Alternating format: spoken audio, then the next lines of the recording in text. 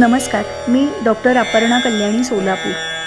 श्री सूक्तातील विज्ञान हा विषय समजून घेण्याचा प्रयत्न आत्ता आपण करूया. विज्ञान म्हणजे काय? तर जे ज्ञान आधी अस्तित्वात होतेच, पण जे ज्ञान नंतर वित झाले म्हणजे माहीत झाले, समजले, असे विशेष ज्ञान. हे विशेष ज्ञान म्हणजे विज्ञान प्राचीन काळी ऋषीमुनींना अवगत होते. ऋष या धातूपासून ऋषी हा शब्द बनलेला आहे. ऋषी म्हणजे संशोधक आणि मुनी म्हणजे मौनातून, ध्यान साधनेतून ज्यांनी आत्मज्ञान प्राप्त केले असे तपस्वी. या ऋषीमुनींनी संशोधिलेल्या वेदांमधून धार्मिकता असलीच तर ती केवळ 10% आहे. बाकीचे विवेचन समाज जीवनाच्या महत्त्वपूर्ण बाबी किंवा मानवी जीवन व्यवहार या संबंधीच आहे. पृथ्वी तलावरील माणसाच्या निर्मितीनंतर त्याला निसर्गातील भव्य अवाढव्य अशा सजीव निर्जीव सृष्टीशी जुळवून घेताना स्वतःच्या मर्यादांची जाणीव झाली. त्या जाणीवेतून तो हळूहळू समूहाने एकत्र राहायला शिकला. निसर्गाबरोबरच्या अनेक संघर्षांचा सामना करताना माणसाने देवदेवतांची कल्पना स्वतःसमोर उभी केली. हे सारे करत असताना त्याच्या अंतःकरणात सर्वात प्रथम अग्निदेवतेची कल्पना आली. या अग्निदेवतेला वैदिक वाङ्मय देखील आधार देतं. 2 वृक्षांच्या संघर्षणामुळे अग्नी निर्माण झाला असं विज्ञान सांगतं, तर काही ठिकाणी 2 दगडांच्या संघर्षणामुळे अग्नी निर्माण झाला असं सांगितलं जातं.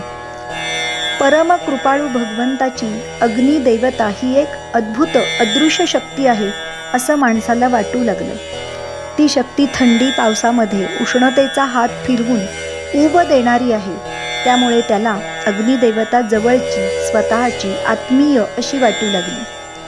त्यानंतर मग एक एक करून अनेक देवतांची निर्मिती झाली. या देवतांची निर्मिती होताच देवता आणि मानव यांच्या संबंधांमध्ये यज्ञेन यज्ञमयजंत देवाः तानि धर्माणि प्रथमान्यासन या उक्तीनुसार प्रथम यज्ञधर्म आला. ज्या देवतांना आहुती अर्पण केल्यानंतर मानवी जीवन सुखसमृद्ध होत होते, त्या देवतांबद्दल माणसाच्या अंतःकरणात नैसर्गिक कृतज्ञता निर्माण झाली. तेव्हा मानव देवतांना आग्रहपूर्वक आवाहन आसनादी उपचारांनी बोलावून त्यांची पूजा करू लागला, त्यांच्यासाठी हवन करू लागला. श्री सूक्तात अग्निदेवतेला आवाहन करून तिच्याकडे लक्ष्मी मागितली आहे. ही केवळ कविकल्पना नाही, तर विज्ञानाधिष्ठित वस्तुस्थिती आहे. अग्नी स्वयंपूर्ण, स्वतंत्र आणि गतिशील आहे. सर्व स्थूल व भौतिक जगाच्या मूळारंभात अग्नीची शक्ती आहे. अग्नीमुळेच अव्यक्ताला व्यक्तपणा आलेला आहे. पदार्थांची उत्पत्ती, वाढ आणि त्यांचा लय अग्नीच्या शक्तीनेच होतो. आपल्या शरीरात जो जठराग्नी आहे, त्या जठराग्नीमुळेच आपण खाल्लेले अन्न आपल्याला पचते. ज्या ज्या ठिकाणी गती दिसते त्या त्या ठिकाणाची गती अग्नीमुळे निर्माण झालेली आहे. पदार्थांचे शुद्धीकरण किंवा सोन्या चांदीचे अलंकार घडवणे, धान्यरूपी लक्ष्मी भूमीतून निर्माण करणे, या सगळ्यांसाठी अग्नीची मदत लागते. कष्ट केल्याशिवाय म्हणजेच जठराग्नीचा उपयोग करून शारीरिक शक्तीचा उपयोग केल्याशिवाय लक्ष्मी पदरात पडत नाही, ही गोष्ट लक्षात आल्यामुळेच श्री सूक्तामध्ये अग्नीला बोलावले आहे.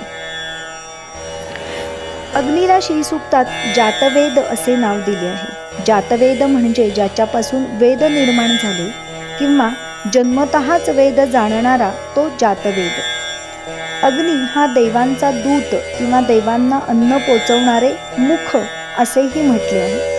अग्नी दृश्य आहे, परंतु अव्यक्त देवतांकडे आपण अर्पण केलेला हवीरभाग तो पोचवतो. म्हणूनच यज्ञकर्मात अग्नीला आवाहन करून पुढील यज्ञकार्य केले जाते. श्री सूक्तात लक्ष्मीपुत्र 4 आहेत असं म्हटलेलं आहे. आनंद, कर्दम, चिक्लित आणि श्रीद असे ते 4 पुत्र आहेत.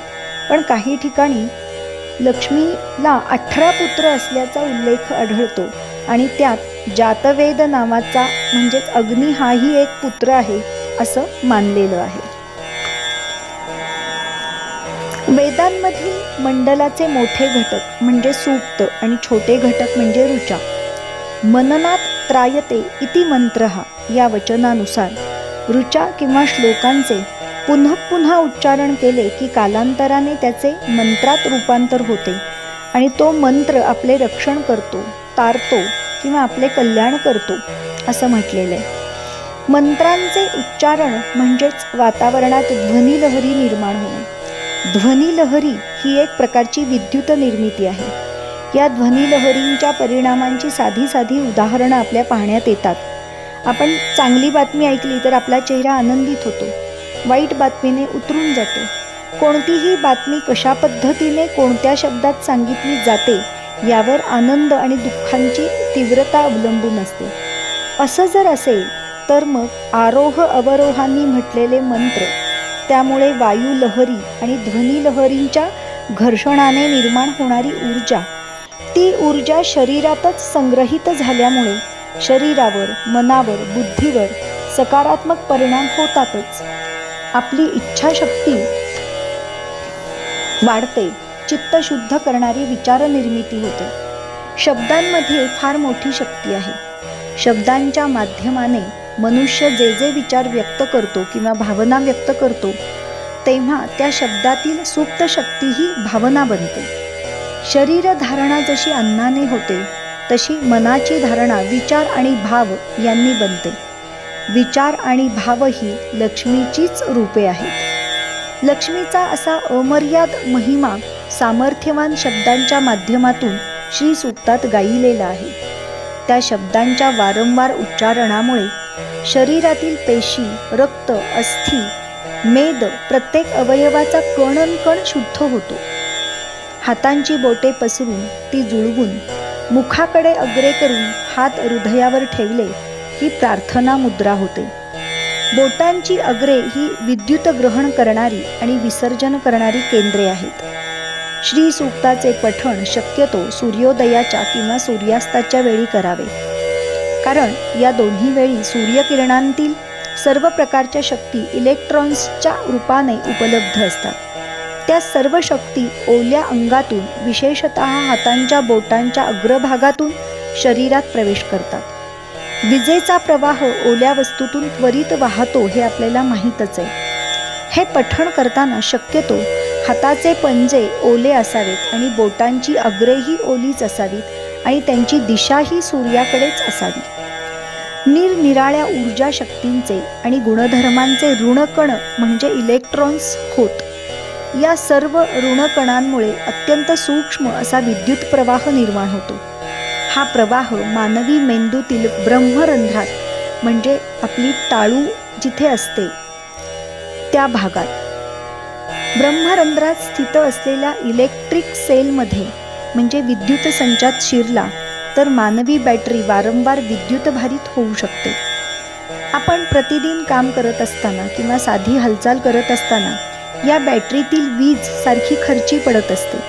त्यामुळे या बॅटरीला वारंवार रिचार्जिंग करावे लागते. याच संकल्पनेचा उपयोग आजचा जो अत्याधुनिक शोध मोबाईल टेलिफोन आहे त्याच्यामध्ये करून घेतला आहे. विद्युत भारामुळे आणि त्याच्या प्रवाहामुळे संदेशांची देवाणघेवाण वा साठवण करता येते. संदेशांची ही देवाणघेवाण जवळची किंवा दूरचीही असू शकते.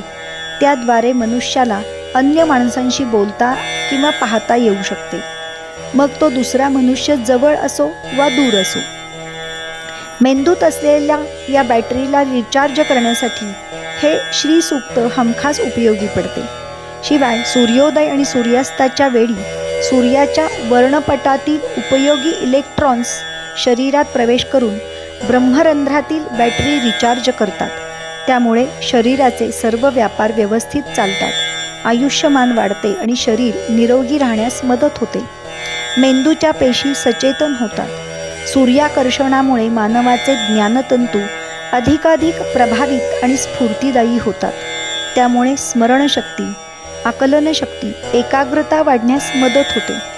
विधायक विचार करण्याची म्हणजेच पॉझिटिव्ह थिंकिंग करण्याची मनाला सवय लागते. मनातले आत्मघातकी विचार नाहीसे होतात. आयुष्य आनंदाने कसे जगावे याची युक्ती सापडते. अशी ही विज्ञानयुक्त प्रार्थना आहे. अर्थ म्हणजे प्रकर्षाने याचना करणे, यापासून प्रार्थना हा शब्द बनलेला आहे. देवापुढे विनम्र होऊन त्याच्यापाशी आपल्याला इष्ट असेल ते अंतरीच्या तळमळीने मागणे याला प्रार्थना म्हणतात. प्रार्थनेत आदर आणि विनवणी दोन्ही असतात. भारतीय संस्कृतीच्या इतिहासात प्रार्थनेला भौतिक, नैतिक आणि सामाजिक असे त्रिविध अधिष्ठान प्राप्त झाले आहे. तर ही श्री सूक्ताने हवनयुक्त केलेली प्रार्थना या नवरात्री कालात देवी लक्ष्मीला आपण अर्पण करूया. श्री सूक्तातील विज्ञान या लेखासाठी मी डॉक्टर भीमराव कुलकर्णी, डोंबिवली, ज्यांनी ऋग्वेदाचे 5 खंड लिहिले आहेत, त्यांच्या माहितीचा आधार घेतलेला आहे. त्यांना मनपूर्वक धन्यवाद देऊन मी ही सेवा पूर्ण करते.